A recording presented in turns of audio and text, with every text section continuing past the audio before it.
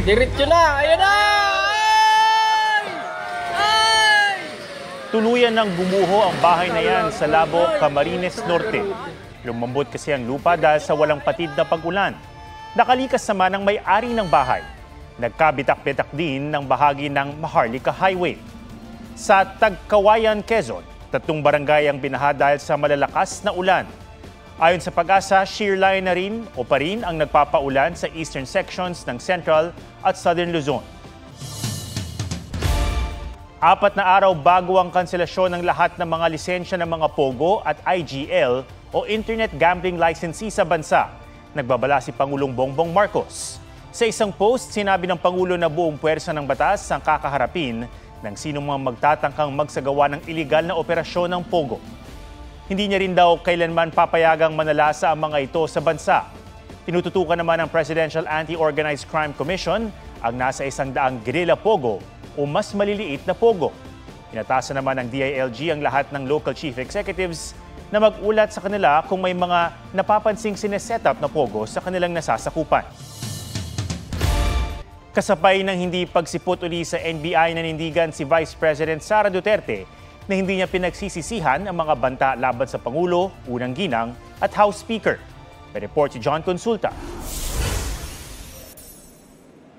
November 29, unang pinatawag ng NBI si Vice President Sara Duterte para magpaliwanag kaugnay sa pahayag niya na may kinausap na siyang papatay kina Pangulong Ferdinand Marcos Jr., First Lady Liza Marcos at Speaker Martin Romualdez kapag may masamang nangyari sa kanya. Pero dahil no-show si VP Sara, iniurong yan ng December 11. Pero kanina, hindi uli humarap si VP Sara. Ang abogado niya ang dumating. Bit-bit ang sulat na nagsasaad na pinayuhan ng mga abogado ang bise na huwag dumalo sa imbitasyon ng NBI at huwag din magpasa ng sworn affidavit. Imbes na sa NBI, sa media humarap si VP Sara. I don't think magiging patas itong investigasyon na ito dahil kung nakita nyo naman yung mensahe ng Pangulo, sinabi niya ganitong mga kriminal na gawain na hindi ko palalampasin. Meron ng bias doon. So kahit pang sabihin nila na merong investigasyon, sa simula pa lang, nagdesisyon na sila na mag-file sila ng cases. Natanong din si VP Sara kung pinagsisisihan niya ang kanyang mga banta. No ma'am, buti na yung alam nila ma'am na pag namatay ako, hindi talaga ako, I will not die in vain. Giit pa niya, wala siyang dapat ipaliwanag kaugnay sa paggamit ng confidential funds ng Office of the Vice President at DepEd. Kahit pa 2 impeachment complaint na ang inihain laban sa kanya kaugnay rito. Wala raw siyang kinalaman sa paghahanda ng mga acknowledgement receipts na kine-question sa Kamara kung totoong tao ang mga nakapirma, lalo't marami sa mga ito ang walang record sa PSA. Ang pagsilip sa paggamit ng kanyang confi funds may kinalaman daw sa 2028 elections.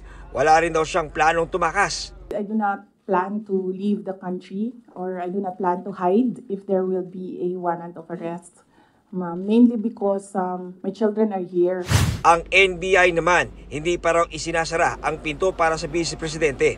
Itutuloy lang daw nila ang pangangalap ng ebidensya at inaasang may susumite ang resulta ng kanilang fact-finding investigation at recommendation sa DOJ sa unang bahagi ng January.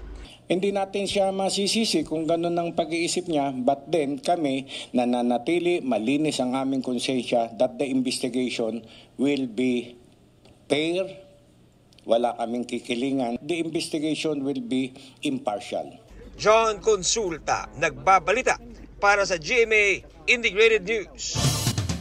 Niratify na ng Senado at Kamara ang panukalang budget para sa susunod na taon. 6.352 trillion pesos ang inaprobahang budget ng Bicameral Conference Committee. Kabilang rito ang pondo para sa AKAP o Ayuda para sa Kapos ng Kita Program na inalis ng Senado sa bersyon nito ng panukalang budget. 26 billion pesos ang inilaan para rito na pwedeng gamitin ng mga kongresista at mga senador. Nakapaloob ito sa pondo ng DSWD. Zero subsidy naman ng PhilHealth sa 2025 dahil meron pa itong 600 billion pesos na reserve funds. Nanatili naman sa 733 million pesos ang budget ng Office of the Vice President. Sabi ng Presidential Communications Office, Posibleng sa December 20 pirmahan ni Pangulong Marcos ang panukalang budget. Problema ng lokal na pamahalaan ng La Castellana sa Negros Occidental ang sapat na supply ng pagkain at iba pang pangangailangan ng libo-libong lumikas kasunod ng pagputok ng Bulkang Kanlaon. Pinag-aaralan na rin ng pagpapalawak ng mandatory evacuation dahil sa banta ng lahar. May report si Eileen Pedreso ng GMA Regional TV. Isa ang La Castellana Elementary School sa 11 evacuation center sa bayan matapos pumutok ang Bulkang Kanlaon nitong Lunes. Mahigit 9,000 residente ang lumikas sa bayan habang tumatagal ang pananatili nila sa mga evacuation center. Problema ng LGU ang pagkain at iba pa nilang pangangailangan. Tiway kami bulong kagdasan tanan eh. Daw kapudlay sa sitwasyon namin o kapag may bata gamay. Problema natin is the food. Siyempre, ang DSWD, ang province, meron silang mga food packs na pwede nating i-repack. We need na bigyan sila ng gulay or any ulam.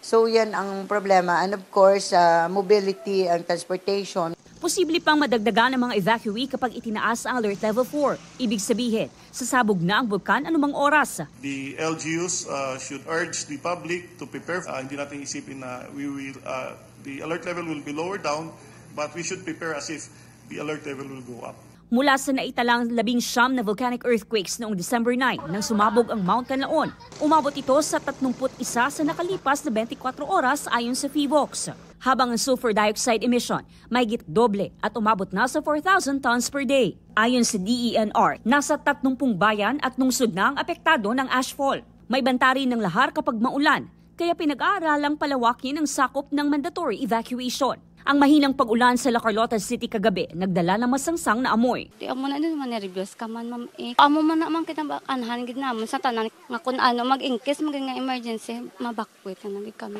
Pinasususpindi muna ng Department of Tourism ang mga tourism activities sa La Castellana, La Carlota City, Bago City at Murcia Negros Occidental, pati Canlaon City sa Negros Oriental. Eileen Pedreso ng GMA Regional TV nagbabalita para sa GMA Integrated News.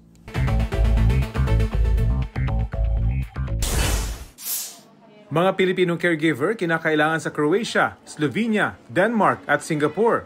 Ayon sa Department of Migrant Workers o DMW, naghahanap ang Denmark ng mga nurse, nursing assistant at caregivers.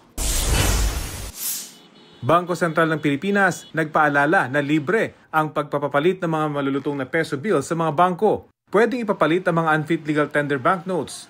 Yan yung mga perang papel o polymer na marumi, may mantsa, may sulat o marka, lupaypay, kupas, o may labis na pagkalukot o pagkatupi. Tiniyak din nilang tuloy-tuloy ang paggawa nila ng bagong banknotes at barya, lalo't mataas ang demand nito tuwing Kapaskuhan. Rafi Tima nagbabalita para sa GMA Integrated News. For the first time, isang Pilipino at Asian ang nagwagi sa American reality singing competition na The Voice USA. Ang grand winner ng season 26 na si Sofronio Vasquez mag-uuwi ng $100,000. Dude, what do you say to all your peeps out there? You say to all your Filipino followers that love you. To all the Filipinos out there, around America, maraming salamat po sa suporta nyo.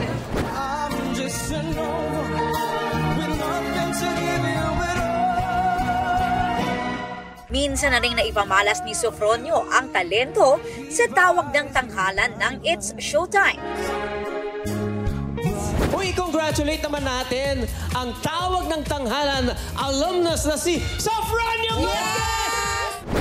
Sa The Voice Kids PH naman, magtatagisan ang top 4 finalist sa Grand Finals sa linggo. Starstruck alumnus at trans man na si Jessie Corcuera, nagsilang na ng isang baby girl. Aubrey Carampel nagbabalita para sa GMA Integrated News.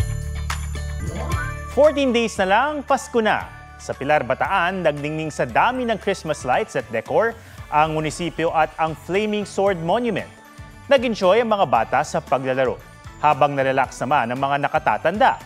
Pwedeng sakyan ang mga mala-hot air balloon na disenyo sa plaza. Namumutik-tik din sa dami ng ilaw ang Gaston Park at City Hall sa Cagayan de Oro City. Yan ang Symphony of Lights o ang pagpapailaw sa lahat ng dekorasyong Pampasko sa lungsod. Buhay na rin ang pailaw sa Freedom Park sa Kawit, Cavite dahil sa magagarbong Christmas tree, parol at dancing lights. Huwag magpahuli sa mga balitang dapat niyong malaman. Mag-subscribe na sa GMA Integrated News sa YouTube.